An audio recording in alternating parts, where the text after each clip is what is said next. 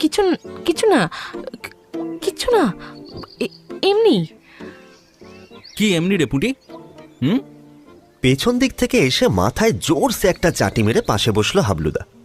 আরে পুঁটি এসেছে পোস্তর বড়া দিতে, তোর কাকিমণি পাঠিয়েছে। তা ওকে আমি তোর বিয়ের কার্ডের ডিজাইনটা দেখালাম। ও মা, মেয়ে দেখেও কেমন চুপ করে বসে আছে দেখো, অন্য মানুষক হয়ে। কেমন হয়েছে জিজ্ঞাসা করলাম, তুতলে তুতলে বলল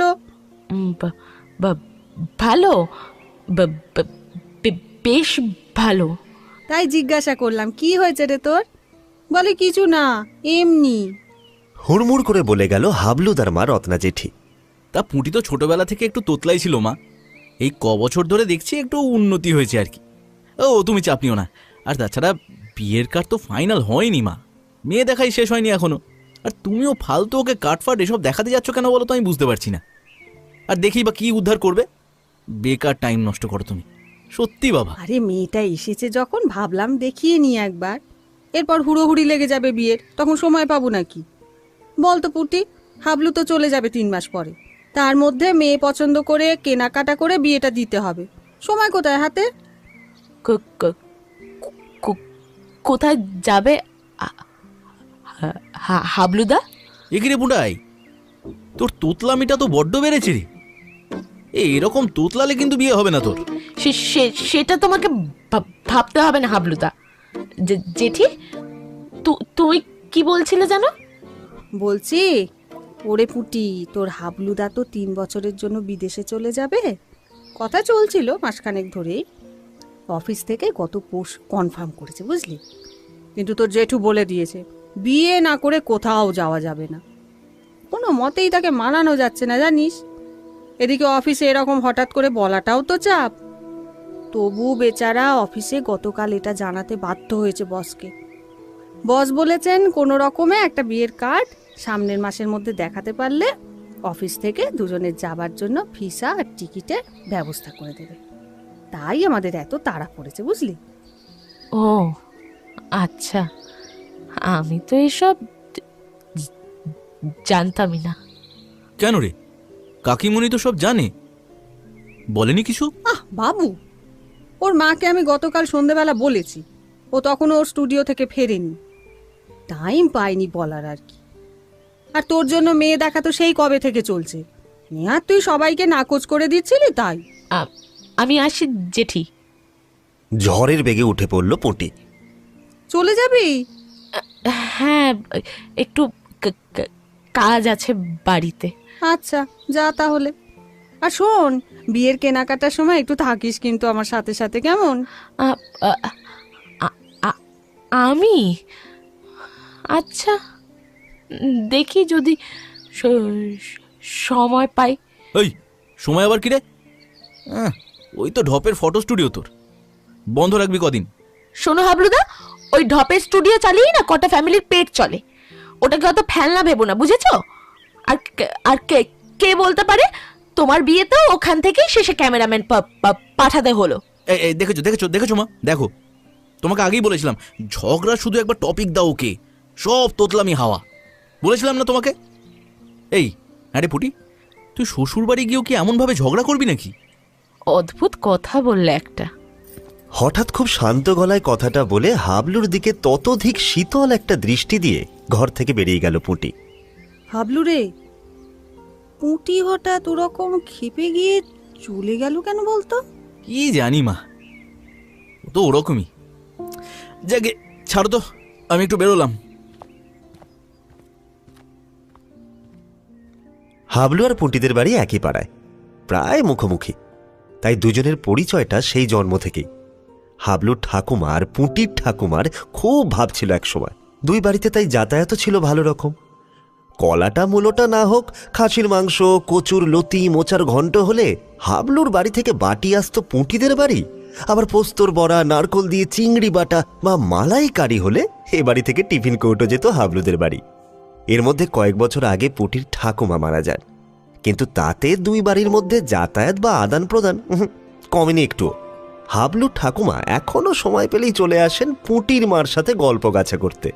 অবশ্য আজকাল অনেকটাই কমে গেছে সেটা, বাতের ব্যথায় বেশি নড়াচড়া করতে না পারার জন্য।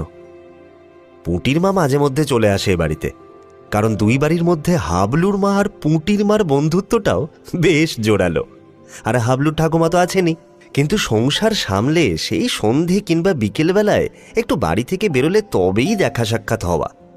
হাবলুর মাকে দিদি ডাকার সুবাদে উনি পুঁটির জেঠিমা, আর পুঁটির মা হাবলুর কাকিমণি।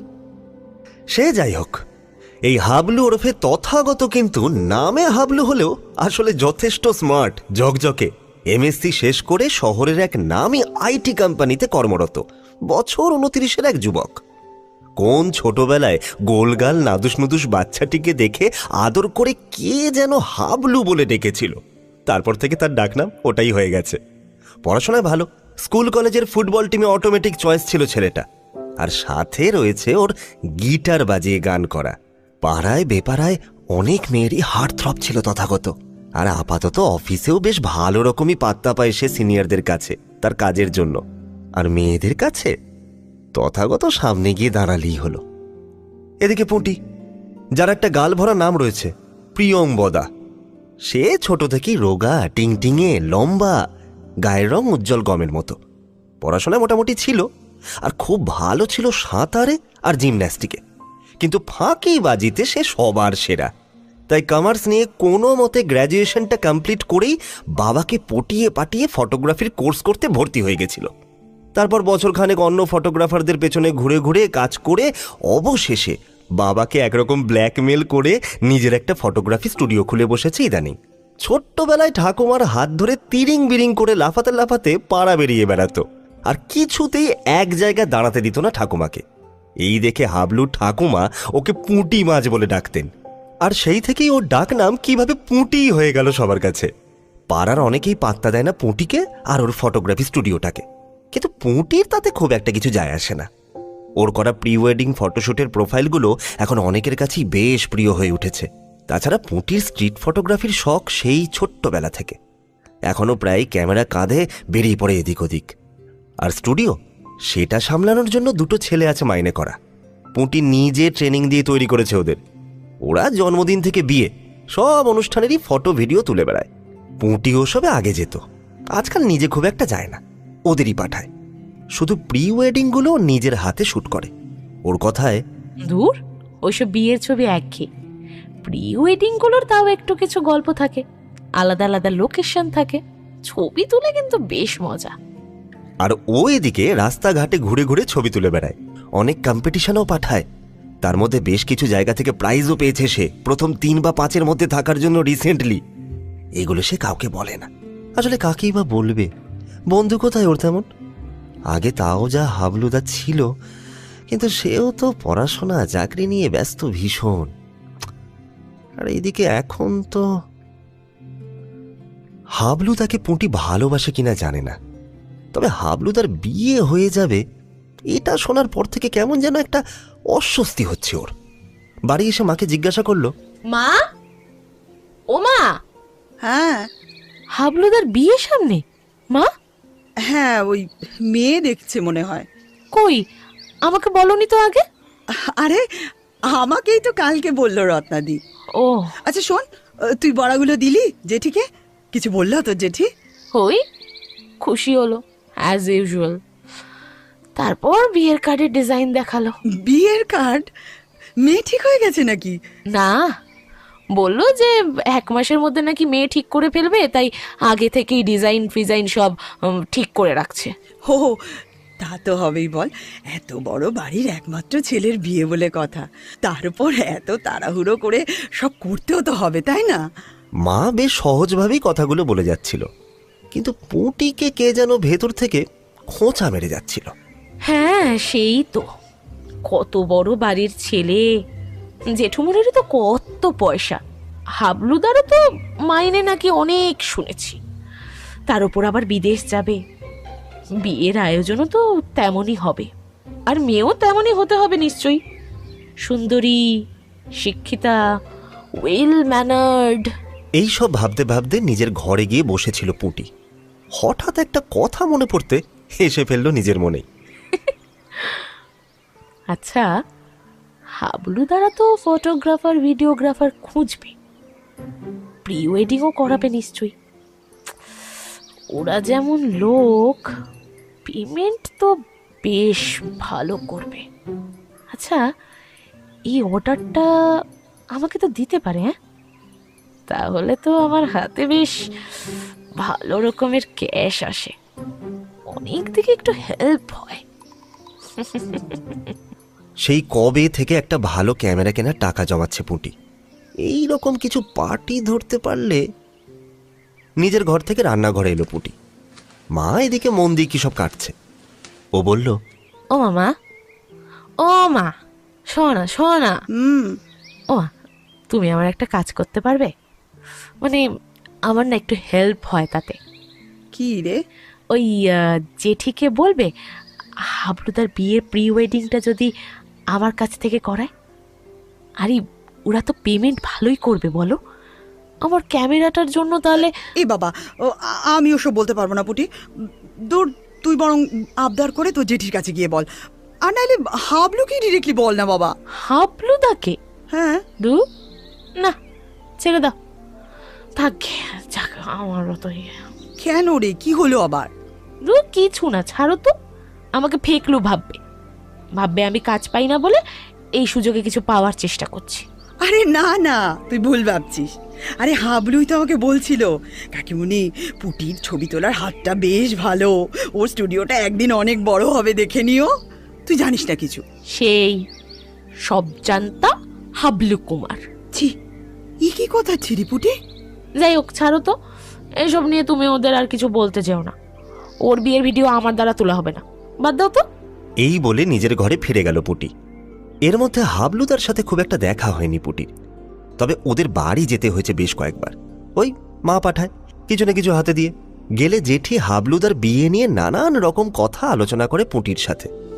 পুটি বলে কম, শোনে বেশি। 1 মাস পরে একদিন পুটি তখন স্টুডিওতে একটা কাজে ব্যস্ত। হঠাৎ একটা অচেনা নাম্বার থেকে ফোন। হ্যালো, এটা কি প্রিয়ম্বদা স্টুডিও? হ্যাঁ, কে বলছেন? আমি শ্রীদর্শিনী বলছি। আপনি হয়তো আমাকে চিনবেন না, আসলে আমার এক বন্ধুর প্রি ওয়েডিং শুটটা আপনি করেছিলেন। আমার বেশ ভালো লেগেছে আপনার কাজ, তাই ওর কাছ থেকেই আপনার নম্বরটা নিলাম। আমার বিয়ের সামনে, হাতে খুব অল্প সময়, বুঝতেই পারছেন। আপনি কি একটা দিন ফিক্স করতে পারবেন? মানে তাহলে খুব ভালো হয় আর কি। আচ্ছা, আপনার ফেভারেবল ডেটগুলো বলুন, আমি দেখছি।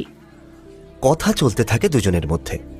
সময়, থিম, জায়গা সব নিয়ে 2-3 দিন ধরে কথা চলার পর ঠিক হয় এক রবিবারে সারা দিন ধরে ভিক্টোরিয়া ময়দান ঘুরে শুটিং করে শেষে প্রিন্সেপ ঘাটের সূর্যাস্তর ব্যাকগ্রাউন্ডে ফাইনাল কিছু ছবি নিয়ে শেষ হবে পুরো সেশনটা।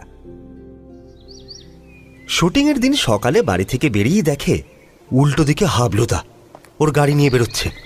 পুটি তাড়াতাড়ি বাস স্ট্যান্ডের দিকে হাঁটা লাগায়। ওর 2 অ্যাসিস্ট্যান্ট অপেক্ষা করছে ওখানে। হাবলুদা দেখতে পেলে এক্ষুনি ডাকবে, তারপর হাজারখানা প্রশ্ন। কি করছিস, কোথায় যাচ্ছিস, কেন যাচ্ছিস, ভুল ভাল টাইম ওয়েস্ট। কিন্তু ওই যে কথায় বলে না, যেখানে বাঘের ভয় ঠিক সেইখানেতেই সন্ধ্যা হয়। হাবলুদা ঠিক পুটিকে দেখে ফেলে চেঁচিয়ে ওঠে, এই পুটি, এই কি রে, সামনে আমার এত বড় চেহারাটা দেখেও না দেখার ভান করে চললি কোথায়? হো, তুমি? না, আসলে একটু তাড়ায় আছি তো, খেয়াল করিনি। হাবলুদা কিছুক্ষণ চোখ দিয়ে পুটির আপাদমস্তক মেপে নিয়ে বলল, তুমি স্ট্রিট ফটোগ্রাফি করে বেড়াও আর এই 5 ফুট 10 ইঞ্চির এত বড় শরীরটা তোমার চোখে পড়েনি? হ্যাঁ, ফাজলামি হচ্ছে নাকি? হ্যাঁ, তা ডেটিংয়ে চললি নাকি রে? মজা করছো তাই না? কেন, তুই যেতে পারিস না কারোর সাথে ডেটে? আজ আছে, কাজে যাচ্ছি, খুশি? এবার যেতে পারি। হ্যাঁ, ওই তো ঢপের কাজ তোর। যাকে বলছিলাম, আমি পৌঁছে দেবো? না না না না না, থ্যাংক ইউ সো মাচ। জগার পিন্টু দাঁড়িয়ে আছে বাস স্ট্যান্ডে, আমি আসি।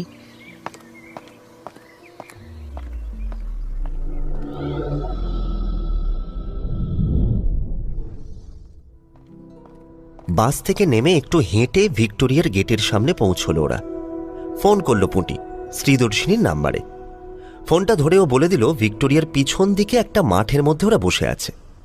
ডিরেকশন মতো গিয়ে ওখানে পৌঁছতেই পুঁটিকে কেউ যেন 440 ভোল্টের কারেন্ট মারল। সামনে তাকিয়ে নিমেষে পেছন দিকে ঘুরে গেল পুঁটি। সামনে দাঁড়িয়ে হাবলুদা, পাশে মিষ্টি মতো দেখতে একটা মেয়ে, একটা পা ঢাকা গাউন পরে, চুলটা কোমর অবধি লম্বা। পুঁটির হার্টবিটটা অকারণেই খানিকটা বেড়ে গেছে। পা দুটো মনে হচ্ছে উল্টো দিকে 100 মিটার রেসের জন্য একেবারে তৈরি। কিন্তু উপায় নেই, ওদের ফেস করতেই হবে ওকে এখন। অগত্যা ও সামনে তাকালো অনেকটা দ্বিধা নিয়ে। দেখলো হাবলুদা মিটিমিটি হাসছে। শ্রীদর্শিনী এগিয়ে এসে হ্যান্ডশেক করলো, তারপর আলাপ করিয়ে দিল ওর ফিয়ন্সে তথাগত ওরফে পুঁটির হাবলুদার সাথে। পুঁটি অবাক হয়ে দেখল হাবলু শ্রীদর্শিনীকে ওদের পরিচয় থাকার কথা কিছুই বলল না। ফলে পুঁটিও চেপে গেল ব্যাপারটা। এরপর শুরু হলো ফটো সেশন। ভিক্টোরিয়ার বিভিন্ন জায়গায় ঘুরে ঘুরে ফটো তুলে ওরা এলো ময়দানে। বেশ কয়েকটা ফটো তোলার পর যখন শ্রীদর্শিনী মাঠে বসে আলতো করে মাথা রাখল তথাগতর কাঁধে, তারপর একটা হাত তুলে দূরের গাড়ি চলার রাস্তাটার দিকে দেখিয়ে পোজ দিল, পুঁটির হঠাৎ করে ছবি তোলার ইচ্ছেটা কেমন যেন চলে গেল।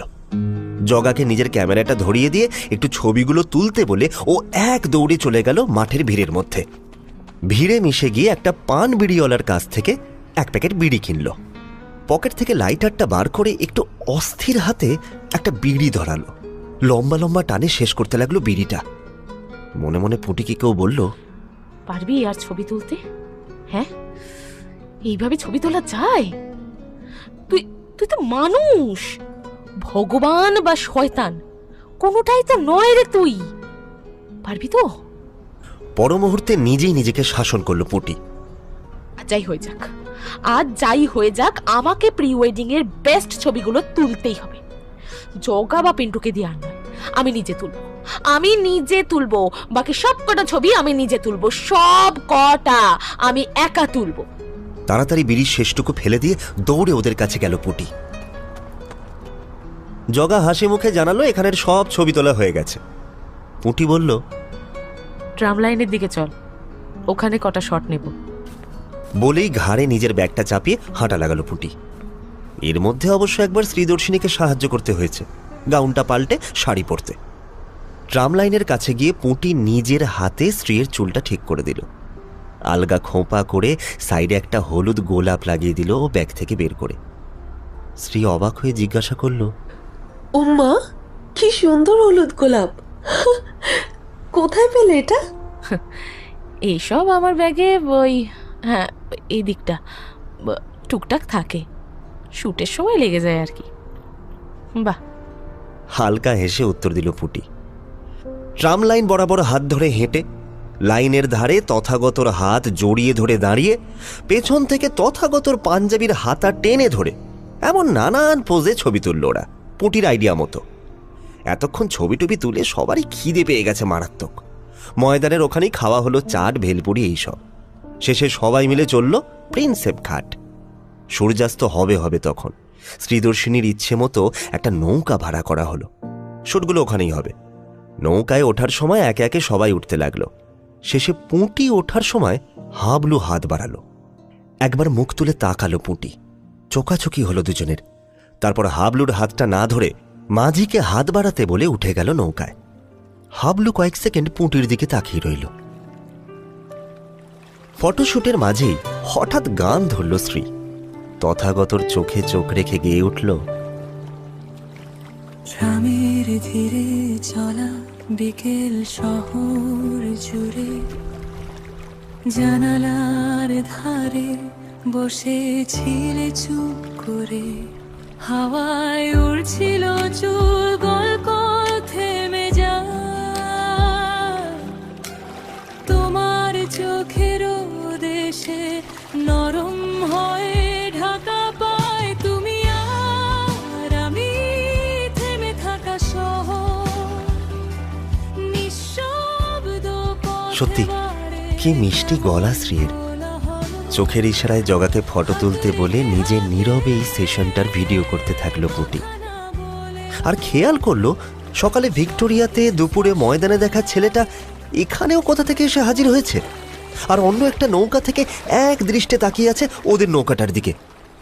কেমন যেন একটা অদ্ভুত বিষণ্ণ চাউনি।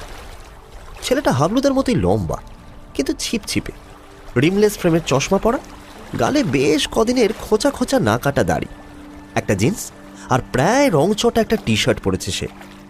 পুঁটি সকাল থেকেই ছেলেটাকে খেয়াল করছে, ঠিক ওদের পেছন পেছন পৌঁছে যাচ্ছে সব জায়গায়, আর এক দৃষ্টে তাকিয়ে থাকছে ওই ওই বিষণ্ণ চাউনিটা দিয়ে। অন্যদিকে মন ফেরালো পুঁটি। শ্রীয়ের গান ততক্ষণে থেমেছে, এবার অন্ধকার হয়ে আসছে, ফিরতে হবে। পুঁটিরা লাস্ট শটটা নিল যখন শ্রীকে হাত ধরে নৌকা থেকে নামাচ্ছে তথাগত। এরপর প্যাক আপ। এবার শ্রী বায়না ধরেছে স্কুপে যাবে, আইসক্রিম ওকে খেতেই হবে ওখানে। তথাগত হালকাভাবে একবার বলল পুঁটিদের নিয়ে যাবার কথা। শ্রী রাজি হলেও পুঁটি বুঝল শ্রী একটু আলাদা সময় চাইছে হাবলুদার সাথে। ও স্কুপে যাবার কথা সজোরে উড়িয়ে দিয়ে বাড়ির পথে পা বাড়ালো। শ্রীদর্শিনী পেমেন্টের অর্ধেকটা তখনই দিয়ে দিল ওদের হাতে। আরেকবার চোখাচোখি হলো পুঁটি আর হাবলুর। তারপর হন হন করে পুঁটি হাঁটা দিল ওর দুই সাগরেদকে নিয়ে। বাড়ি ফিরে বড্ড ক্লান্ত লাগছিল পুঁটির। তবু রাতে ডায়েরিটা খুলে বসলো আজ। লিখল, হাবলুদা যে সত্যি সত্যি জেঠি ছাড়া অন্য কারো সম্পত্তি হয়ে যাবে একদিন, এটা এত বছর ভাবতে পারিনি কেন? আমার ভাবা উচিত ছিল, অনেক আগে থেকে ভাবা উচিত ছিল। ভিক্টোরিয়ার খিলানগুলো, Maidan, tram line, chaat counter, Prinsep ঘাটের নৌকো, স্কুপ, কেমন স্বপ্নের মতো কেটে গেল দিনটা। শুধু হাবলুদার পাশে। যাকে আমার মতো পেতনির গলায় কোনো ভূতই নাচছে, সেখানে হাবলুদা তো রাজপুত্তর। তোমার গল্পে রাজকন্যা, রাজত্ব অর্ধেক, আমার মতো শাকচুন্নির বট গাছেতে ঠিক। এই অবধি লিখে নিজের মনেই হেসে নিল কিছুটা পুঁটি। তারপর ডায়েরি বন্ধ করে শুতে গেল। সারা রাত ধরে স্বপ্নে দেখল ও উড়ে যাচ্ছে, দ্বিতীয় হুগলি ব্রিজের ওপর দিয়ে বাবুঘাট পেরিয়ে এলোমেলো ঘুরছে হাওয়ার সাথে। ওই তো স্প্ল্যানেডের মোড়, শ্রীরা মার্কেট, নিউ মার্কেটের ওপর দিয়ে সাঁই করে উড়ে গেল। এখন নিচে চ্যাটার্জি ইন্টারন্যাশনাল, একটু পরেই ডান দিকে ভিক্টোরিয়ার পরিটা ঘুরছে। ও উড়ে গিয়ে পরিটাকে ছুঁলো একবার, খিলখিলিয়ে হেসে উঠল এই হাওয়া পরি। নন্দনের ওপর দিয়ে যেতে যেতে গান কানে এলো। সঙ্গীত মেলা চলছে, কতদিন যাওয়া হয় না। হঠাৎ চোখে পড়ল একটা কোণে দুটো মানুষ, দুটো ঠোঁট এক জায়গায়। আরে জামাটা হাবলুদার না? মেয়েটাকে ওই তো মাথার একপাশ দিয়ে একটা হলুদ গোলাপ উঁকি মারছে। হঠাৎ ও বুঝল ও আর উঠতে পারছে না, ডানায় কেমন যেন ব্যথা করছে। ভগবান, এখানে পেলো না, এখানে পেলো না, না না না না, আর একটু দূরে নিয়ে চলো অন্তত। ওই ওই শিশির মঞ্চটা সামনেটায় নিয়ে গিয়ে ফেলো। এখানে কিছুতেই না, হাবলুদার সামনে আমি কিছুতেই পড়বো না, না না না না না না না, এখানে নয়, এখানে নয়, একটু আর একটু। ঘুমটা ভেঙে গেল পুটির।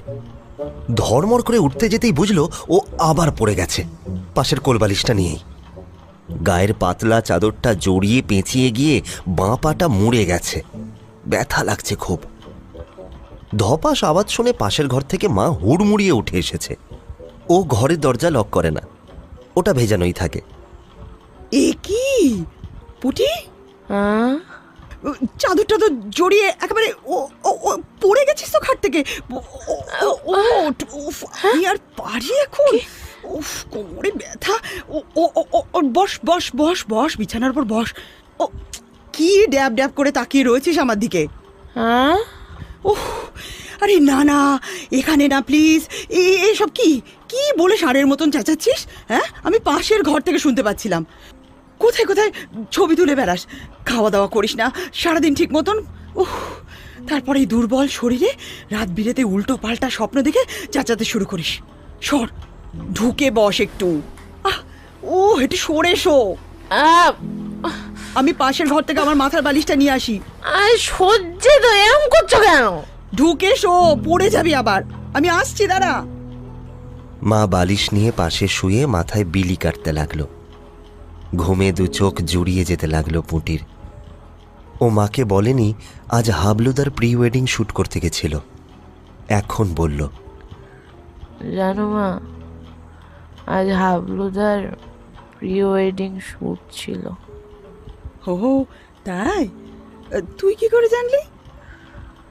আমি তো করে এলাম, ওর বউ আমাকে ফোন করে সব ঠিক করেছিল, তো তাই জানতাম না যে এটা হাবলুদার জন্য করতে যাচ্ছি।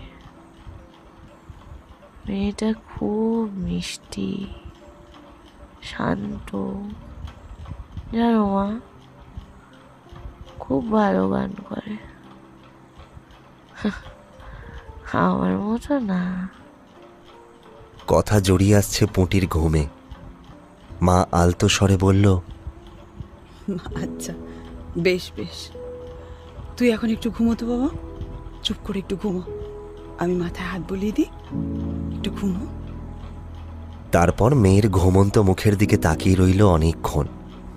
একটু পরে উঠে পুঁটির টেবিলের কাছে গিয়ে দেখে ডায়েরিটা পড়ে আছে। কি মনে করে আজ অনেক বছর পর ডায়েরিটা খুলল পুঁটির মা। শেষ খুলেছিল পুঁটি যখন কলেজে ফার্স্ট ইয়ারে পড়ে। কদিন ধরে কিছুতেই কলেজ যেতে চাইছিল না মেয়ে। কারণ জিজ্ঞাসা করলে কিছু বলছিল না, উল্টে রেগে যাচ্ছিল। এমনই একটা দিনে ওই পড়ার টেবিল গোছাতে গিয়ে হাতে আসে ডায়েরিটা। পুঁটি তখন স্নানে গেছে। এক ফাঁকে ডায়েরিটা খুলে শেষের দুটো পাতা পড়তে পড়তে মার একেবারে চক্ষু চড়ক গাছ। কি বিচ্ছিরি একটা র্যাগিংয়ের মুখে পড়েছিল পুঁটি। পড়তে পড়তে গা একেবারে শিউরে উঠেছিল। তারপরেই মা মেয়েকে কিছু না জানিয়ে লুকিয়ে দেখা করেছিল ওর কলেজের প্রিন্সিপালের সাথে।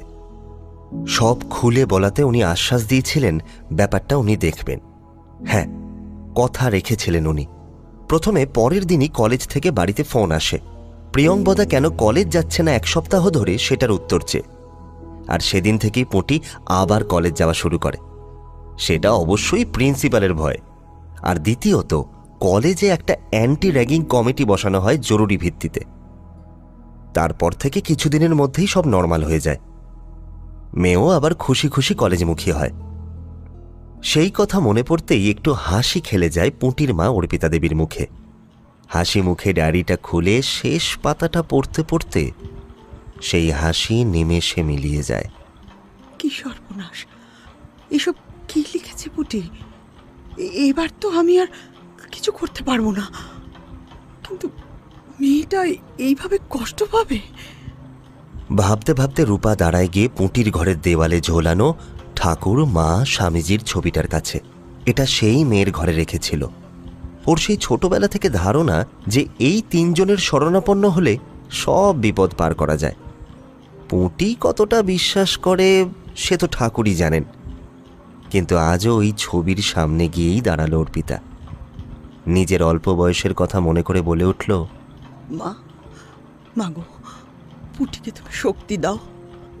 আমি বরাবরের মতো আজও বলবো না যে রক্ষা করো, বরং আবার বলবো আমার মেয়েটাকে শক্তি দাও।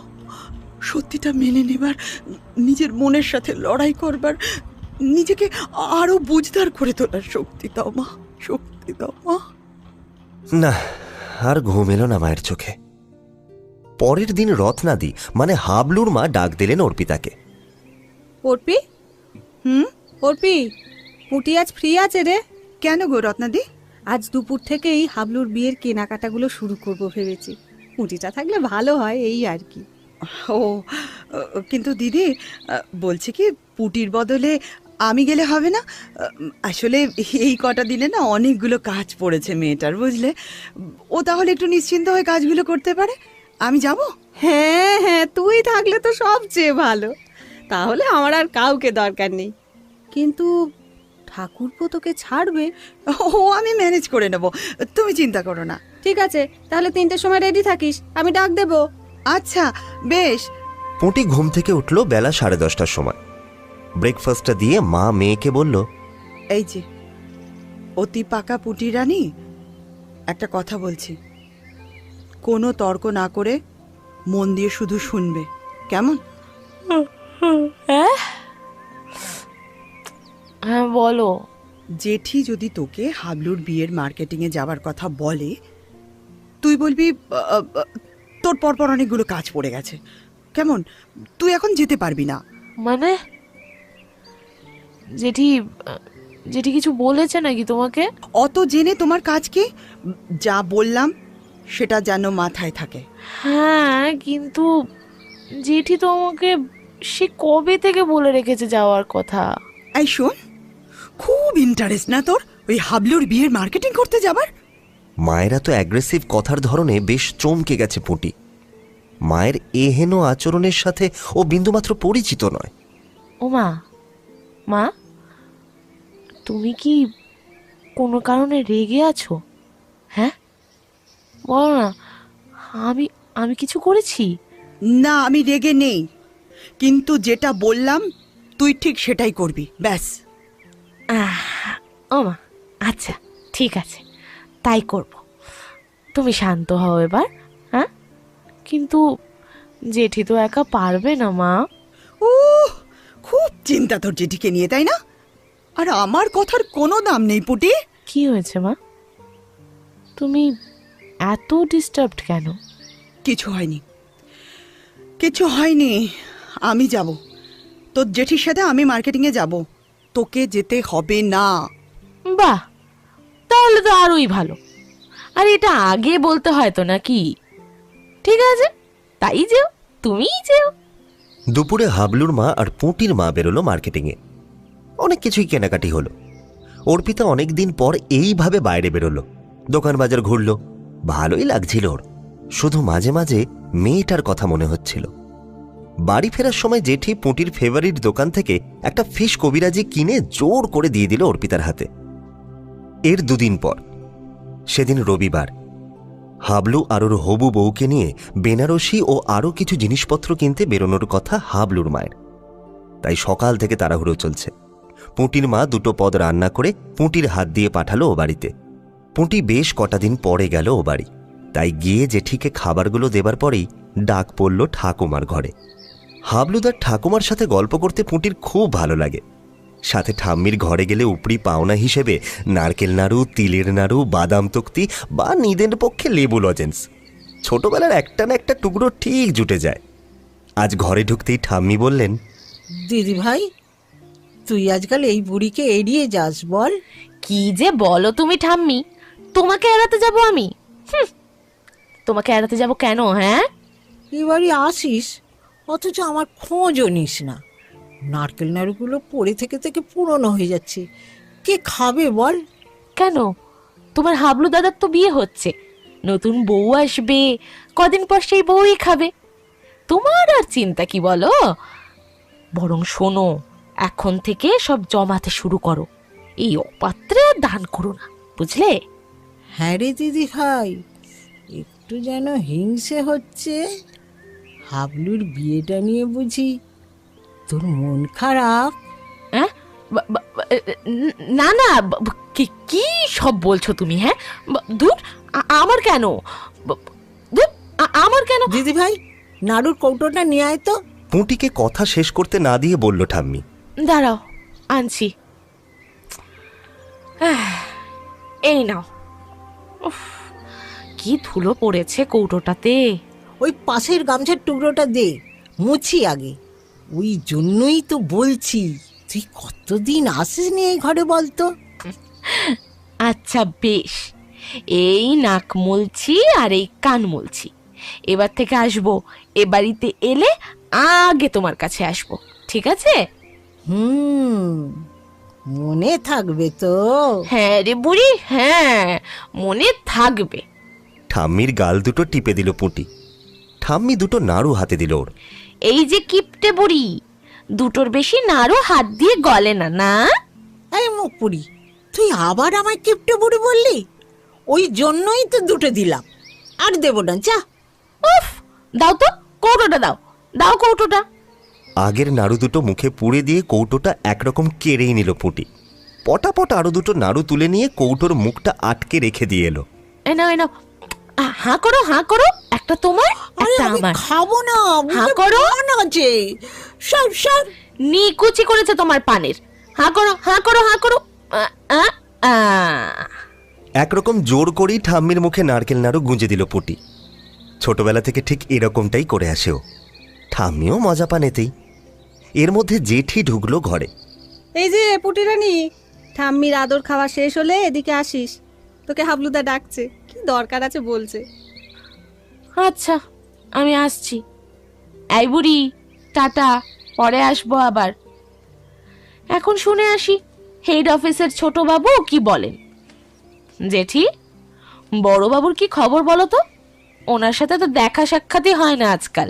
তোর জেঠু, উনি সারাদিন ব্যস্ত কোর্টের কাজ নিয়ে, সারাটা দিন। একদিন শুধু মেয়ে দেখতে গেছিলেন, তারপর কত বলে বলে আজ রাজি করিয়েছি শপিংয়ে যাবার জন্য। ছাড় তো তোর জেঠুর কথা, সব আমার দায়। ও আচ্ছা, বেশ, আমি যাওয়ার সময় একবার জেঠুর সাথে দেখা করে যাব। এখন যাই, গিয়ে দেখি উনি কি বলছেন। জেঠির সাথে কথা বলছিল পুটি সিঁড়ির মুখে দাঁড়িয়ে। ওপরে হাবলুদার ঘর। কথা শেষ করে 3 লাফে পৌঁছে গেল ও ঘরে। ঘরে ঢুকতেই হাবলু গম্ভীরভাবে তাকালো পুটির দিকে। বলল, তুই যে আমার প্রি ওয়েডিং শ্যুট করবি সেটা আমাকে জানাসনি কেন? মানে তোমার প্রি ওয়েডিং শুট কে করছে সেটা আমি তোমাকে জানাবো? তুমি জানবে না? অদ্ভুত কথা বলছো। আর আমি তো নিজেই সেদিন যাবার পর দেখলাম যে আমি তোমার প্রি ওয়েডিং শুট করতে গেছি। তার আগে তো তোমার সাথে আমার কথা হয়নি।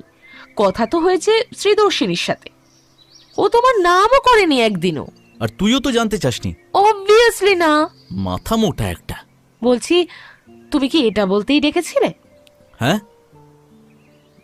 না, বলছিলাম ওই প্রি ওয়েডিং নিয়ে তো খুব নাচালি একচোট। এদিক ঘুরে ওদিক ফিরে কি সব কায়দার ছবি! ওহ বাপ রে বাপ, বিরক্ত করে মেরেছিস সেদিন। যাই হোক, বলছিলাম যে তাই এবার বিয়ের ফটোগুলো তোলার কি ব্যবস্থা হবে? সে তুমি জানো, আই মিন তোমরা জানো। তোর খুব ভাও বেড়ে গেছে তোরে।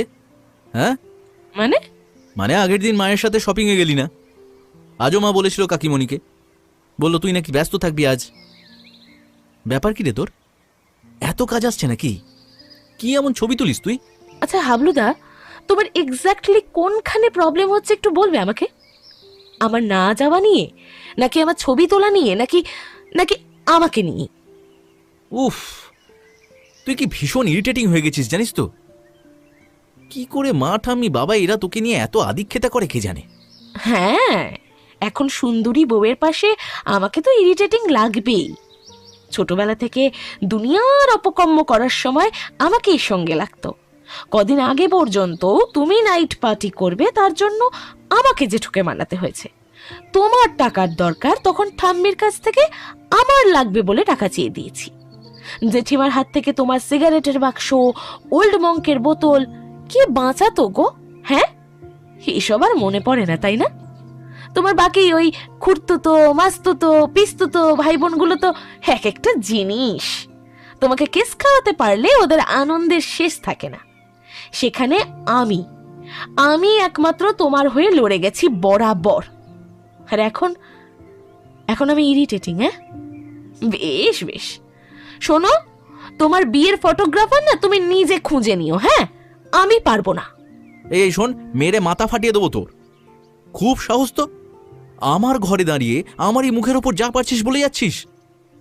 আমার সুন্দরী বউ তো তোর এত জ্বলুনি কিসের? আগের দিন ফটোশুটের সময় তো খুব ন্যাকামি করে কথা বলছিলি, গল্প করছিলি ওর সাথে, তখন কি ব্যাপার? আমার জ্বলুনি হতে বয়েই গেছে। শোন, আমার বিয়ের ফটোগ্রাফি তুই করবি। কি হলো, চুপ কেন? ঠিক আছে, জগা আর পিন্টুকে পাঠিয়ে দেবো সকাল থেকে। না না না, তুই থাকবি সারা দিন সকাল থেকে। আর ওই টাকা নিয়ে ভাবতে হবে না তোকে।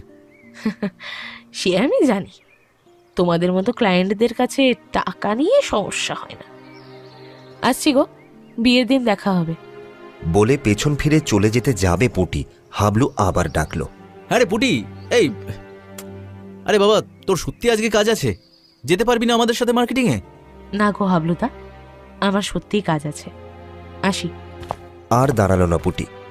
হাবলুর ঘর থেকে বেরিয়ে সোজা বাড়িতে। দেখল মা রান্নাঘরের কাজ সেরে স্নানে গেছে। নিজের ঘরে ঢুকে গুম হয়ে খাটে বসে রইল কিছুক্ষণ। তারপর মা বেরোতেই ও ঢুকল স্নানে। শাওয়ার খুলে দিয়ে অনেক দিন পর বাচ্চাদের মতো ভ্যাঁ ভ্যাঁ করে কাঁদল অনেকক্ষণ ধরে। এর মধ্যে আর একদিনই ও বাড়িতে গেছে পুটি। জেঠিমা বিয়ের কেনাকাটা দেখতে ডেকেছিল, আর দুপুরে ওখানেই খেতে বলেছিল। হাবলুদা এটা ওটা নিয়ে মজা করছিল, কিন্তু পুটির সেদিকে মন ছিল না। প্রি ওয়েডিংয়ের অ্যালবামটা কমপ্লিট হয়নি, কিন্তু জেঠি বারবার বলছিল বলে কয়েকটা ছবি নিয়ে গেছিল দেখাতে। দেখে সবার কি আনন্দ, খুব প্রশংসাও হলো পুটির ছবি তোলার। হাবলুদার তুতো ভাই বোনদের মধ্যে কয়েকজনে এসেছিল সেদিন। ঋদ্ধি তার মধ্যে সবচেয়ে ফিচেল। ও হঠাৎ সবার সামনে বলল, এই পুটিদি, তোমার তোলা ছবিগুলোর মধ্যে হাবলুদাকে সেন্টার করেই তো বেশি ছবি তোলা আছে গো।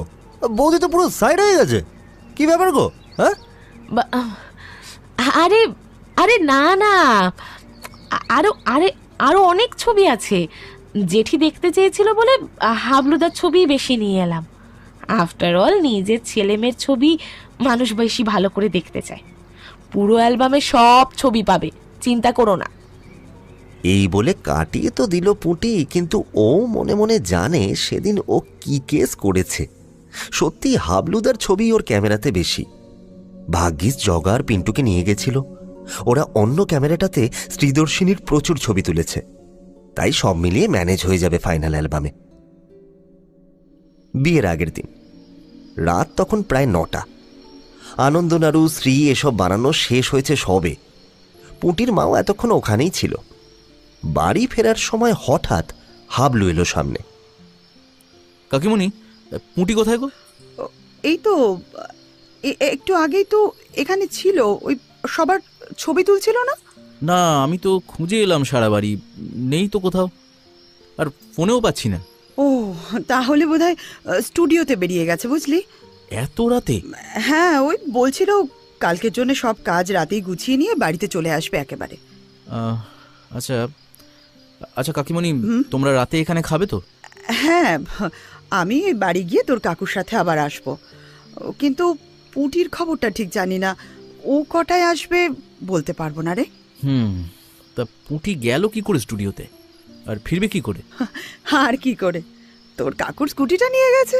ও আচ্ছা, বেশ, আমি পুঁটিকে নিয়ে আসবো তাহলে। ঠিক আছে, তোমরা খেয়ে নিও। হ্যাঁ। এই বলে হাবলু ওর মাকে গিয়ে বলল, মা, আমি একটু ঘুরে আসছি, একটা দরকার পড়েছে খুব, আমাকে এখনই ডাকাডাকি করো না, আমি আসছি। বিয়ের আগের দিন এত রাতে কোথায় যাচ্ছিস তুই? সবাই খেতে বসবে এখন। বললাম তো আসছি, দরকার আছে, চিন্তা করো না, আসছি। বাড়ি থেকে বেরোতেই একটা রিক্সা পেয়ে গেল হাবলু। যখন স্টুডিওতে পৌঁছালো, পুঁটি তখন সব গুছিয়ে নিয়ে বেরোচ্ছে। হাবলুকে দেখে অবাক হলো। এ কি হাবলুদা, তুমি? হ্যাঁ, তোর সব গোছানো হয়ে গেছে? হ্যাঁ। স্কুটির চাবিটা দে, আর তুই পিছনে বস। কেন, কিছু? আরে যা বললাম তাড়াতাড়ি কর তো, বস। এমন কিছু ছিল হাবলুর কথার মধ্যে, পুঁটি আর কথা না বাড়িয়ে বসে পড়ল স্কুটির পেছনে। এই হাবলুদা, কোথায় যাচ্ছ বলো তো? আরে চুপচাপ চল না, বড় একটা সমস্যা হয়ে গেছে, তোর সাথে কথা আছে।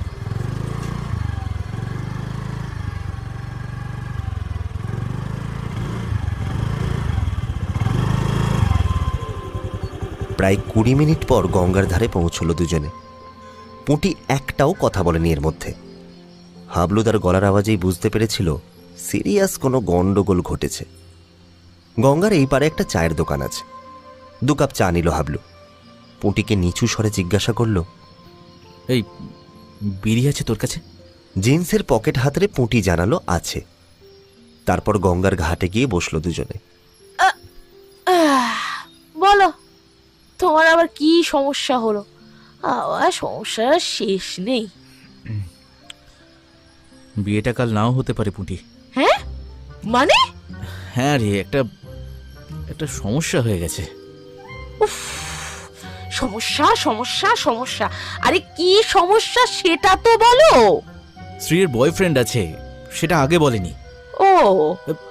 ওহ মানেটা কি? মানে বিয়ের আগে সুন্দরী মেয়েদের অমন একাত্তা বয়ফ্রেন্ড থাকে, তারপর বিয়ে করার সময় মা বাবার পছন্দ করা কাউকে বিয়ে করে, তারপর ওসব ভুলে যায়। তুমি তো আবার স্টেটসে যাচ্ছ, তোমার ডিমান্ড তো এরকম মেয়েদের কাছে সবসময় একটু বেশি, তাই না? আরে সেসব তো বুঝলাম, কিন্তু কেসটা এখানে একটু অন্যরকম। মানে ব্যাপারটা শুধু বয়ফ্রেন্ড আছে বলে নয়, সম্পর্কটা... এই এই এই হাবলুদা, তুমি কি কোনোভাবে এক্সপেক্ট করছো যে এমন সুন্দরী শিক্ষিতা মেয়ে ভার্জিন হবে? এই তুমি তুমি নিজে ভার্জিন? পুঁটি, কি হয়েছে?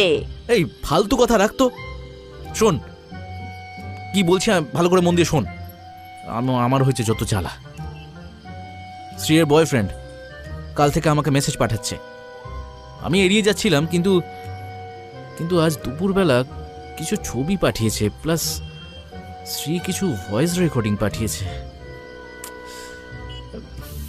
না রে, কাল বিয়ে করতে গিয়ে লাভ নেই রে। আমি গেলে ওরা পালাবে কাল। মানে এই, এটা কি ইয়ার কি হচ্ছে নাকি? হ্যাঁ, এত কিছু যখন হয়েছে তাহলে এতদিন বলেনি কেন শুনি? কি বলেছে ভয়েস রেকর্ডিং এ? আমাকে শোনাও তো একটু দেখি। শোনাচ্ছি, আগে বিড়ি বের কর। বিড়ি এনে ধর, এই আর দে তোর ফোনটা আমাকে দে তো, শুনি কি হয়েছে। আমার হয়েছে যত জ্বালা। ওই আমাকে তুই তো করছিস কেন? বেশ করেছি, তুই চুপ করে বিড়ি টান আর আমাকে শুনতে দে। প্রায় 6-7টা ভয়েস রেকর্ডিং, অনেক সরি বলে ক্ষমা চেয়ে মূল যেটা বক্তব্য সেটা হচ্ছে শ্রীদর্শিনীর বাড়ি থেকে চাপ ছিল খুব যে এনআরআই পাত্রের সাথেই বিয়ে দেবে, তাতে ওর ভবিষ্যৎ সিকিওর হবে, প্লাস শ্রীদের ফ্যামিলি স্ট্যাটাসও বাড়বে। ওর বয়ফ্রেন্ড যেহেতু একটা পাবলিক সেক্টর ব্যাংকে চাকরি করে, মাইনে ভালো পেলেও বিদেশ যাবার কোনো সুযোগ নেই তার। তাই শ্রীয়ের মা আর দিদির ছেলেটাকে পছন্দ নয়। এদিকে হাবলুর সম্বন্ধটা ওদের কাছে সোনার চাঁদ পাওয়ার মতো। ওরা এই সুযোগ আর ছাড়তে চায়নি। শ্রীয়ের বাবার কথা ওনারা পাত্তাই দেন না, তাই বাবাকে বুঝিয়েও কোনো লাভ হয়নি শ্রীয়ের। কিন্তু ওর ফাইনালি মনে হচ্ছে ও পারবে না হাবলুকে বিয়ে করতে, শরীর মন কিছুই দিতে পারবে না ওকে। তাই হাবলু যেন যে কোনোভাবে বিয়ে করতে যাওয়াটা আটকায়, না হলে স্ত্রীকে পালাতে হবে বিয়ের দিন। শুনলি তো সব, এবার আমি কি করি বলতো? চুপ করে বসে রইল পুঁটি অন্ধকার গঙ্গার দিকে তাকিয়ে। হাবলু বেশ কিছুক্ষণ পর হঠাৎ পুঁটির কাঁধে মাথা রাখলো হাবলু, ফুঁপিয়ে উঠল বাচ্চাদের মতো। আমি কি করব পুঁটি? সবাইকে কি বলবো? এই জন্য বলেছিলাম এত তাড়াহুড়ো করো না বিয়ের জন্য। বাবা শুনলই না আমার কথা। একজনকে ঠিকমতো চেনার আগেই সারা জীবনের মতো তার সাথে জুড়ে যাওয়া, অদ্ভুত নিয়ম আমাদের। আচ্ছা আচ্ছা, তুই চুপ কর, কাঁদিস না হাবলুদা, তুই প্লিজ কাঁদিস না।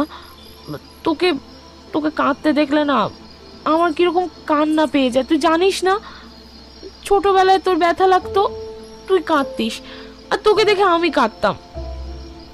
তোর ফার্স্ট লাভ রিক্তা যখন তোকে ডিচ করে মনে আছে? স্কুল ফেরত বড় মাঠে গিয়ে রোজ কাঁদতিস তুই, আর আমি তোর পাশে বসে বসে নিজের চোখ মুছতাম। তারপর সন্ধে হলে তোকে জোর করে টেনে তুলে নিয়ে গিয়ে বাড়ি ফিরতাম। সব মনে আছে রে, আমি কিছু বলিনি।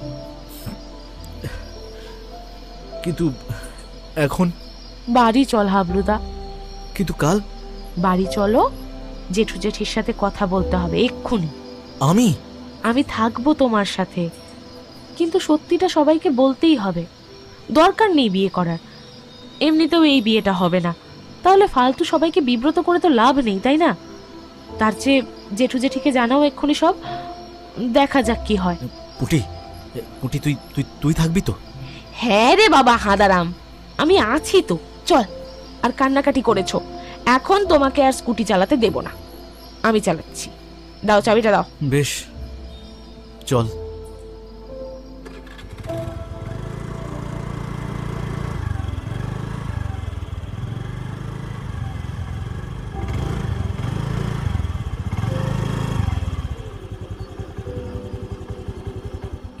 দুজন যখন বাড়ি ফিরল, রাত তখন 11:30। পুঁটির বাবা মাও অপেক্ষা করছে হাবলুদের বাড়িতেই। আত্মীয়রা যে যার মতো শুতে চলে গেছে তাদের জন্য ঠিক করে রাখা পাশের ফ্ল্যাটটাতে, আর কিছু জন হাবলুদের বাড়ির ওপরতলায়। দুজনে ঢুকে ওদের বসার ঘরে এসে দাঁড়ালো। জেঠু তাকালো হাবলুর দিকে, থমথমে পরিবেশ। পুঁটি ওর হাবলুদাকে বাঁচাতে মুখ খুলেছে জাস্ট। জেঠু, একটা বড় সমস্যা হয়ে গেছে বুঝলে। আচ্ছা তোমরা না সবাই একটু শান্ত হয়ে বসো, আমি বলছি। তা সমস্যাটা কার, তোর না হাবলুর? হাবলুদার। তা হাবলুর মুখে কি কথা নেই? ও বলতে পারছে না যে ওর কি হয়েছে? বিয়ের আগের দিন রাতে কিসের এত প্রবলেম? কিসের প্রবলেম? নাটক হচ্ছে? বাবা, আমি আমি এই বিয়েটা করতে পারবো না। কে? মানে? আমি পুঁটিকে বিয়ে করতে চাই। হোয়াট? ঘরের প্রত্যেকে প্রায় একসাথে বলে উঠল, পুঁটি শুদ্ধ। কি কি কি কি- কি বলছিস হাবলুদা? ফিসফিস করে বলল পুঁটি। হ্যাঁ বাবা, আমি বিয়ে করলে পুঁটিকেই করব। সবাই তাকালো পুঁটির দিকে। পুঁটির মুখ হাঁ হয়ে গেছে, মারাত্মক অবাক হয়ে গেছে ও। এসব কি উল্টাপাল্টা বলছিস হাবলু?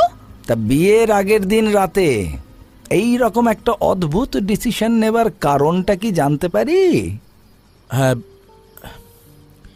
হ্যাঁ বাবা, আমি সবটা বলছি। বলছি কি দাদু ভাই, সব বলো, কিন্তু একটু বসো তো দুজনে আগে। দাঁড়িয়ে দাঁড়িয়ে এইসব কথা হয় না। আর এই নাও, দুটো করে নাড়ু খাও তো দুজনে আগে। ধরো ধরো। কেউ খেয়াল করেনি ঠাম্মি কখন এসে দরজার বাইরে চুপ করে দাঁড়িয়েছিল। হাবলুর বাবা একটু বিরক্ত হয়ে বললেন, অহ মা, তুমি আবার এখানে এলে কেন বলো তো? ফালতু ঝামেলা যত। তোমার তো ঘুমিয়ে পড়া উচিত ছিল নাকি? কালকে আবার অনেক কাজ আছে। হ্যাঁ হ্যাঁ জানি অনেক কাজ আছে, ওসব বৌমারা করবে, তোরা করবি, আমার কি? আমাকে এখানে বেশি দরকার আজ। দাদু ভাই বলো তো কি হয়েছে, আমিও শুনি সবটা। আমি সবটা বলবো, কিন্তু কিন্তু সবার আগে কটা ভয়েস রেকর্ডিং শোনাবো আমি। সেগুলো শোনানোর পর যা বলার আমি বলবো।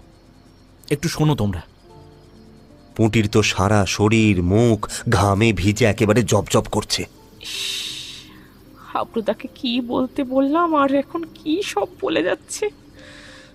বাবা মা না জানি কি ভাবছে।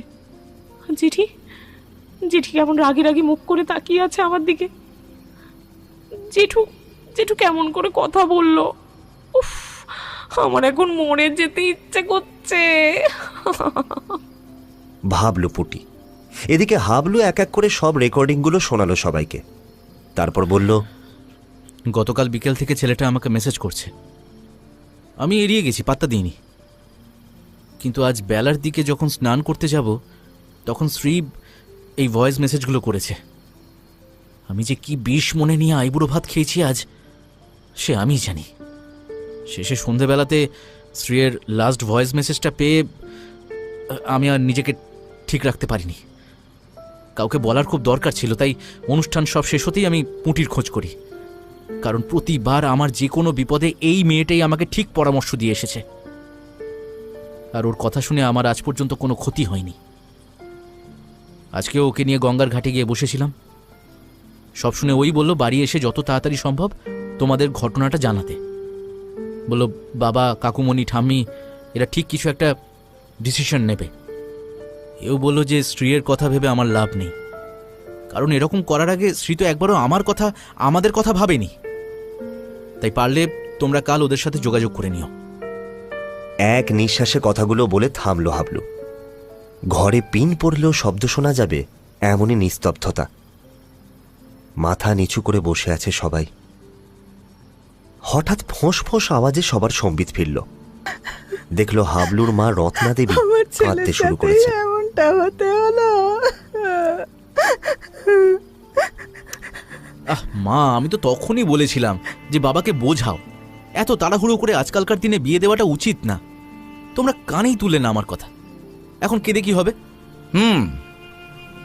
তা তোমার সে সমস্ত কথা তো না হয় বুঝলাম, কিন্তু আজকালকার ছেলেমেয়েরা নিজেদের ছাড়া অন্য কারুর কথা ভাবে কি?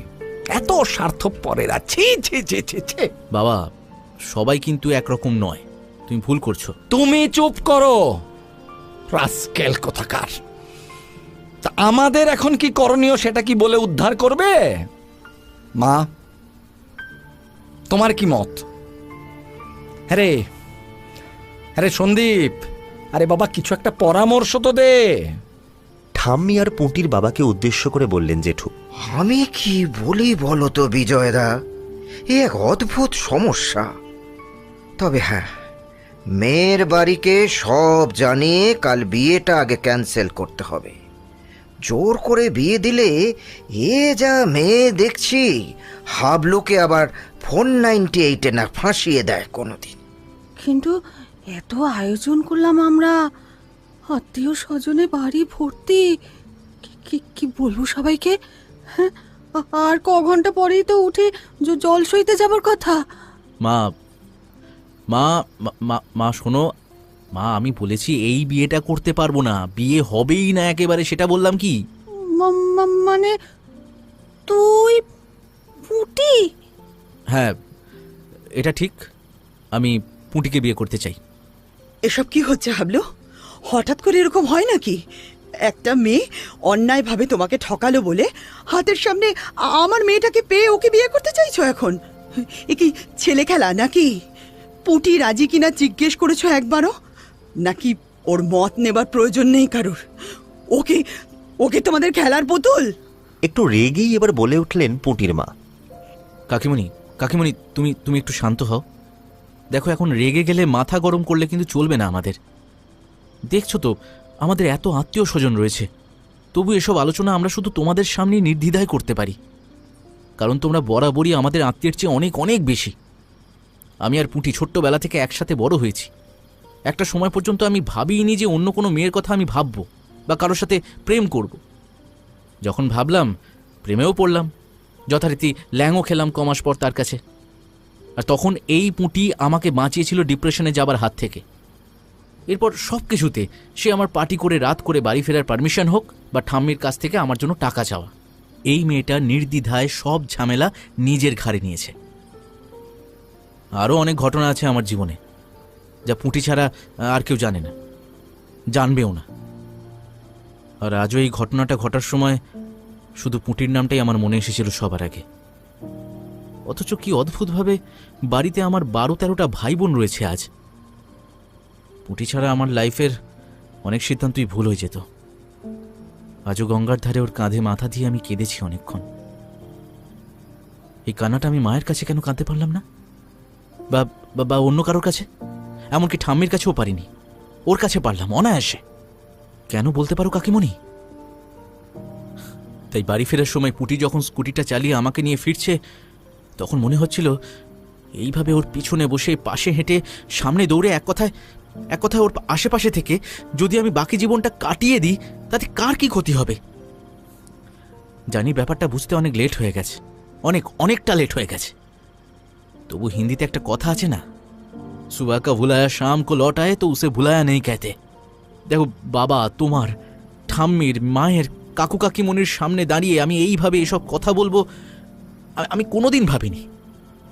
এটা হয়তো আমার ধৃষ্টতা, তবু একটা কথা আমি বলতে পারি, আমার বিয়ের কার্ড দেখে পুঁটির রিয়াকশন, কারোর সাথে ডেটে যাচ্ছি কিনা জিজ্ঞাসা করাতে ওর রেগে যাওয়া, আমার প্রি ওয়েডিংয়ের ফটোশ্যুট করাতে ওর নিজের প্রিয় জায়গাগুলোতে নিয়ে যাওয়া, স্ত্রীকে ওর মনের মতো করে সাজানো, ময়দানে স্ত্রীকে আমার কাঁধে মাথা রাখতে দেখে ওর দৌড়ে পালিয়ে গিয়ে বিড়ি খাওয়া, তারপর আমার বিয়ের মার্কেটিংয়ে ওর বদলে কাকিমণির যাওয়া, প্রি ওয়েডিংয়ের ছবিগুলোর মধ্যে গন্ডাখানেক আমার সোলো ছবি তোলা, আর সবশেষে আজ আমার আনন্দ নাড়ু তৈরির ছবি তুলতে তুলতে ওর ছলছল চোখ। আমি না জাস্ট কিচ্ছু মিস করিনি। এটা বোধহয় লাইফ আমাকে একটা চান্স দিল, একটা বড় ভুল করে ফেলা থেকে আটকে দিল। আমি জানি পুঁটি আমার কাছে থাকলে ভালো থাকবে। ও আজ পর্যন্ত কারো প্রেমে পড়েনি। সেটার কারণ জানো কাকিমণি? ও আমাকে সেই ছোটবেলা থেকে ভালোবাসে। কিরে পুঁটি, ঠিক বললাম তো সব? পুঁটি তখন মাথা গোঁজ করে দাঁড়িয়ে বাঁ হাতের নখ খেয়ে যাচ্ছে প্রবলভাবে। সবকিছুর মাথার ওপর দিয়ে যাচ্ছে। হঠাৎ জেঠু কথা বলে উঠল, বলছি মা, তুমি কিছু বলবে নাকি? তুই আমার মত চাইছিস বিজয়? হ্যাঁ চাইছি, কারণ তোমার মতটা সবার আগে দরকার।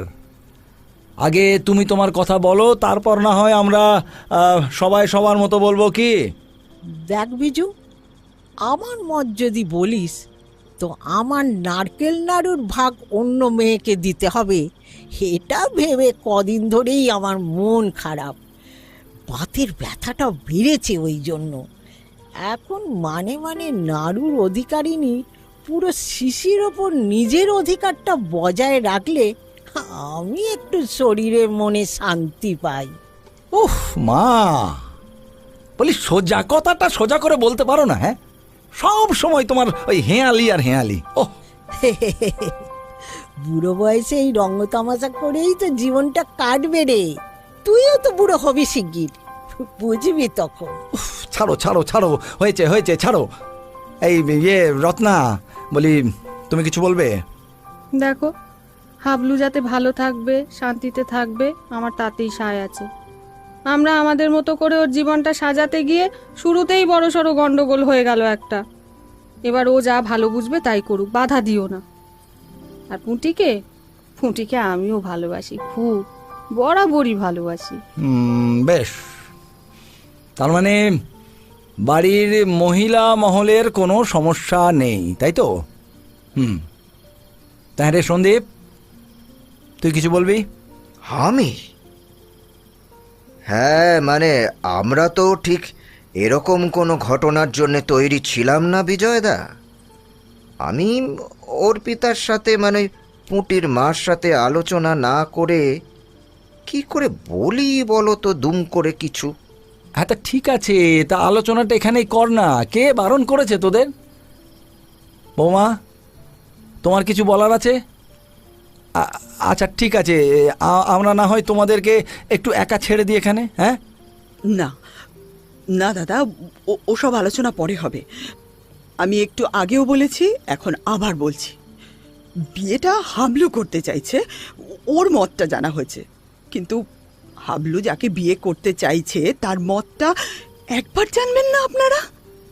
আমার মেয়েটা ছোটবেলা থেকেই মারাত্মক স্বাবলম্বী আর স্বাধীনচেতা।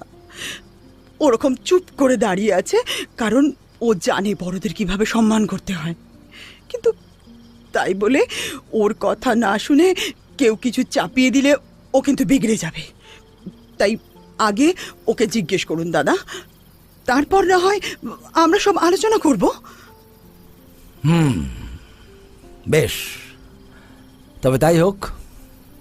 হ্যাঁ রে পুটিমা, তোর কি মত? শোন মা, যা ভাবছিস একেবারে খুলে বল, ঠিক আছে? কোনো দ্বিধা রাখবি না। শোন, তোর মনে যদি দ্বিধা থাকে তাহলে কিন্তু এই বিয়েতে তুই রাজি হবি না, আমি বলছি। কে? হাবলুদার বাবা নয়, তোর জেঠুমণি। শোন, মনের যা ডাউট আছে সব ক্লিয়ার করে নে। বল বল, মন খুলে বল মা। আমি না ঠিক বুঝতে পারছি না জেঠু, যে আমার কি বলা উচিত, কি করা উচিত।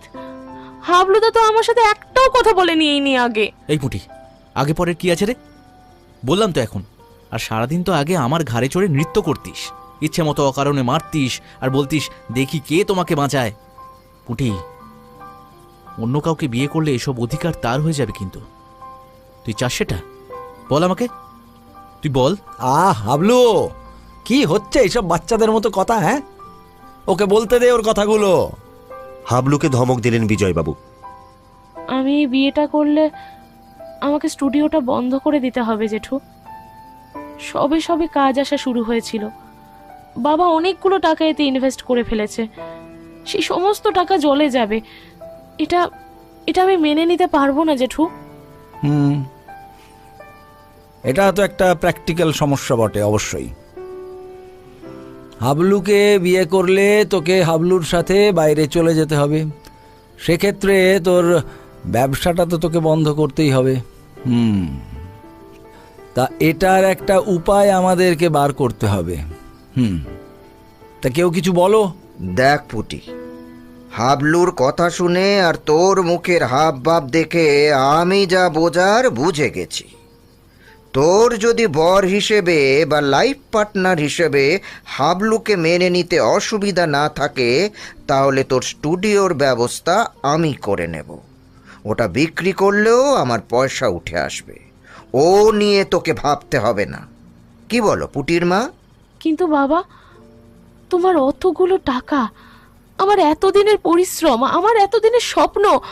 কাকুমণি, এখানে আমি একটা কথা বলি। এই শোন পুটি, বিদেশে গিয়ে তুই স্ট্রিট ফটোগ্রাফি করার চান্স আরও বেশি পাবি, সেই ব্যবস্থা আমি করে দেবো, ঠিক আছে? এর উপর স্পেশালাইজড কোর্স হয়, ওকে? তোকে সেখানেও ভর্তি করিয়ে দেবো। তোর কেরিয়ারের স্কোপ অনেক বেড়ে যাবে, আর এটা কোনো সমস্যাই নয়। আর বাবা মা বলছি শোনো, বউ ভাতের দিন রাতে বর তো বউকে কিছু একটা গিফট দেয়, তাই তো? আমি যদি পুঁটির জন্য একটু অন্যরকম গিফট কিনি, তোমরা কি আপত্তি করবে? কি বলতে চাইছিস কি তুই খুলে বল। মানে আমি জানি যে পুঁটি গত 1.5 বছর ধরে একটু একটু করে টাকা জমাচ্ছে ওর পছন্দের একটা প্রফেশনাল ক্যামেরা কিনবে বলে। সেটাই যদি আমি ওকে বউ ভাতে গিফট করি। পুঁটি দেখ, তোকে জাস্ট এটুকুই বোঝাতে চাইছি যে তোর কাজটা, স্বপ্নটা বিয়ের পর শেষ হবে না, নতুন করে যাতে শুরু হয়, আমি সেই সব ব্যবস্থা করে দেব। এবার তো রাজি হয়ে যা প্লিজ। পুটি, পুটি, অমত আছে এখনো? বল তাহলে। বললেন পুটির মা। কি রে, চুপ করে রইলি কেন? বলবে তো কিছু নাকি? ওমা, আমি ঠিক বুঝতে পারছি না যে কি বলবো। বেশ বেশ বেশ, আমি বুঝে গেছি। শোন হাবলু, একজন তোর প্রি ওয়েডিং এর ফটোশুট করে এসে প্রচন্ড ডিপ্রেসড হয়ে ডায়েরি লিখেছিল। কি লিখেছিল সেসব ডিটেলস আমি আর যাচ্ছি না। শুধু লাস্ট লাইন ছিল কি জানিস? লাস্ট লাইন দুটো, তোমার গল্পে রাজকন্যা রাজত্ব অর্ধেক, আমার মতো শাকচুন্নির বটগাছেতে ঠেক।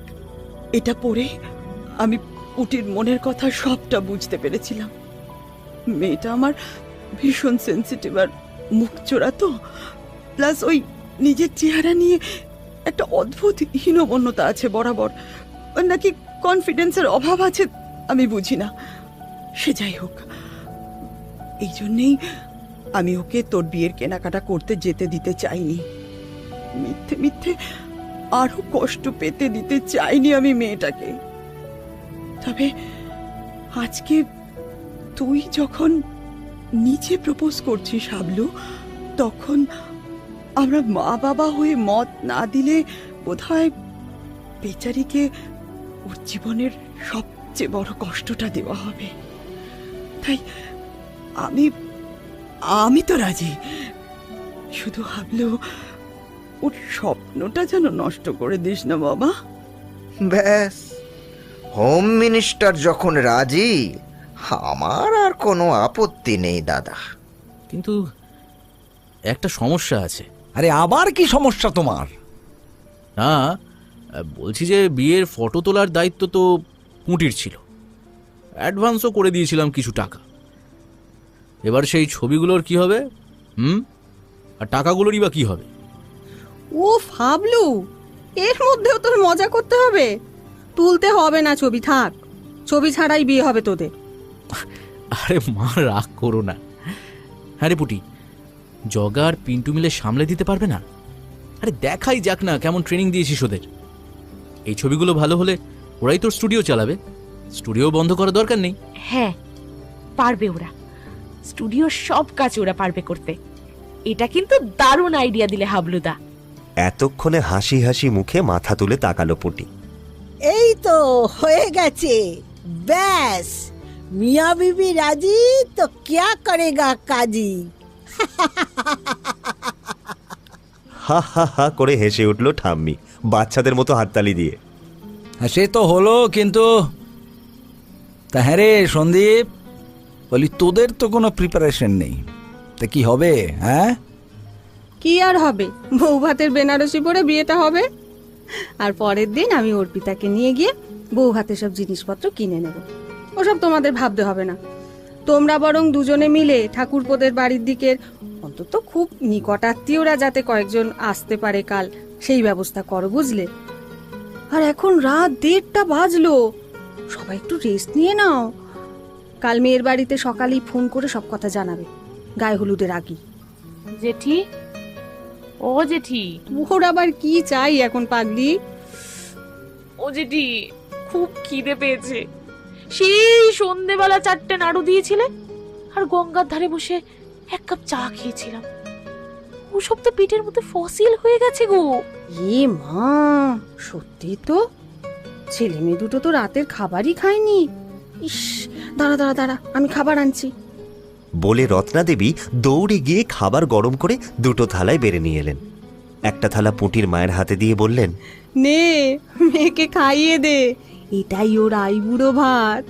আর আরেকটা থালা থেকে ভাত মেখে খাইয়ে দিতে লাগলেন নিজের ছেলেকে। দেখো বৌমা, যুগ কেমন পাল্টাচ্ছে।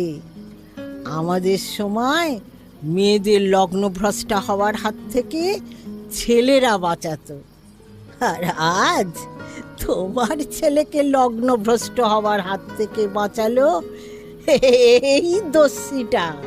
ওহ মা, আরে বাবা তুমি শুতে যাও তো, যাও যাও যাও। মা, আপনি কথাটা খারাপ বলেননি কিন্তু, মেয়েরা সব পারে, সত্যি সব পারে। হাসি হাসি মুখে বলে উঠলেন হাবলুর মা। তারপর আর কি, পরের দিন মেয়ের বাড়িতে জানানো হলো। ওদের তরফ থেকে অনেক অনুনয় বিনয়, মেয়েকে বোঝানোর প্রতিশ্রুতি, শেষে হুমকি সব এলো। কিন্তু ছেলের বাড়ি বিয়ে ভেঙেই দিল। এদিকে সকাল হতেই ঠাম্মি চলে গেছে পুঁটিদের বাড়ি। নিয়ম কানুনগুলো বলে দেবার মতো কেউ তো চাই ওদিকে নাকি। বিজয়বাবু সন্দীপ বাবুকে নিয়ে ছুটলেন পুরোহিত ধরতে। জগার পিন্টুকে সকাল সকাল ডেকে পাঠালো পুঁটি, বলল সব খুলে। ওরা তো হেসেই অস্থির। শেষে পুঁটির ধমক খেয়ে থামল। ফর্দ মিলিয়ে বাজার থেকে শুরু করে যাবতীয় কাজের জন্য পিন্টু রইল, আর জগা একা হাতে সামাল দিতে লাগলো ছবি তোলার কাজ। বেলায় গিয়ে যদিও পিন্টুও যোগ দিল ওর সাথে। আর বিয়ে সে এক মহা তামাশা করে হলো। লোকজন যে শুনছে হতবাক হয়ে যাচ্ছে। আর বরকনে কোণে লুকিয়ে সকাল থেকে গোটা 10 লুচি, সাথে তরকারি, মিষ্টি, দই, ফল, শরবত সব খেয়ে উপোস করে বিয়ে করতে বসেছে। বর লুকিয়ে মেসেজ করেছিল কনেকে গায়ে হলুদের পর, কিরে পুটি রানী, পেঁয়াজি কালারের বেনারসি পরতে হবে বিকেলে। তুই বলেছিলি না তোকে ওই কালারটা মানায় না? আজ দেখবি মানায় কিনা। ইস, হাবলুদা, এমনিতেই চাপে আছি। ড্রেস মেকআপ নিয়ে আর খোঁটা দিও না, বুঝলে? আজ বুঝলাম, বিয়ে করার চেয়ে বিয়ের ফটো তোলা অনেক সহজ কাজ। এই তুই এখনো আমাকে হাবলুদা বলবি? নয়তো কি বলবো? আরে সবকিছুর জন্য তো একটা মেন্টাল প্রিপারেশন চাই তো, নাকি? টাইম দাও একটু। বেশ, ফুলসজ্জার রাত অব্দি টাইম দিলাম। ইস, তোমার সাথে ফুলসজ্জা? ধ্যাৎ, আমার না ভাবতেই হাসি পাচ্ছে। এই রাখো তো ফোনটা, পরে কথা হবে। বিয়ের মণ্ডপে শুভ দৃষ্টির সময় পুঁটির দিকে হাঁ করে অনেকক্ষণ তাকিয়েছিল হাবলু। ভাবছিল, পুটি, প্রিয়ম্বদা, এই দস্যিটা এত সুন্দর, আগে কেন ওর দিকে তাকিয়ে দেখিনি এইভাবে? ইস, অনেকগুলো বছর নষ্ট করে ফেলেছি। ঠোঁটের কোণে লেগে থাকা ওই হাসিটার প্রেমে বারবার পড়া যায়। পাশ থেকে বন্ধুরা বলে উঠল, ওরে হাবলু, এবার চোখ না মারে, সব দেখা কি এখনই দেখে নিবি নাকি? হ্যাঁ, লজ্জা পেল হাবলু। বাসরে খুব একচোট মজা হলো। হাবলুর ভাই বোনেরা, পুঁটির ভাই বোনেরা মিলে ধরলো যে প্রি ওয়েডিং যখন হয়নি, পোস্ট ওয়েডিং শুটই হতে হবে একটা। আর ফটো তোলার দায়িত্বে পুঁটির 2 চেলা আছে না, চিন্তা কিসের? বউ ভাত মিটল মানে মানে। রাতে দুজন একসাথে ঠাম্মির ঘরে গেল। ঠাম্মি আদর করে জড়িয়ে ধরলেন পুঁটিকে, বললেন, দিদি ভাই, তোরা যখন খুব ছোট তখন তোর ঠাকুমার আমি ঠিক করেছিলাম তোরা বড় হলে তোদের বিয়ে দেব আমরা। তেমন কথাই হয়েছিল, কিন্তু তোর ঠাকুমা হঠাৎ করে চলে গেল বলে আমি একা বাড়িতে আর কিছু বলতে পারিনি। যদি আমার কথায় কোনোভাবে ভুল বোঝাবুঝি হয়ে 2 বাড়ির মাঝের সম্পর্ক নষ্ট হয়ে যায়, সেই ভয়ে। দাদু ভাইয়ের অন্য মেয়ের সাথে বিয়ে হবে শুনে থেকে ফুকটা আমার হু হু করতো রে। আজ মনে হচ্ছে ভগবান ঠিক মনের ইচ্ছে পূরণ করেন, যদি সেই ইচ্ছের তেমন জোর থাকে। ভালো থাক তোরা দুটিতে মিলে। আর এই যে নাচবো, তোমার নাড়ুর কৌটো তোমারই রইল, এতে আর কেউ ভাগ পাবে না। তারপর তারপর আর কি, তারপর সব স্ত্রী আচার শেষ করে ঠাম্মি বাকি ভাই বোনদের সাথে হাত ধরে বর কনেকে ঘর পর্যন্ত পৌঁছে দিয়ে এলো দোতলায়, বাতের ব্যথার তোয়াক্কা না করি। আর তারপর আবার কি, ঘরের দরজা বন্ধ হয়ে গেছিল, বিশ্বাস করুন আমি তো সামনেই ছিলাম। এর পরেরটা বলতে হবে নাকি? We'll be out till late under the starshine. I wish that I didn't have to wait. Autumn leaves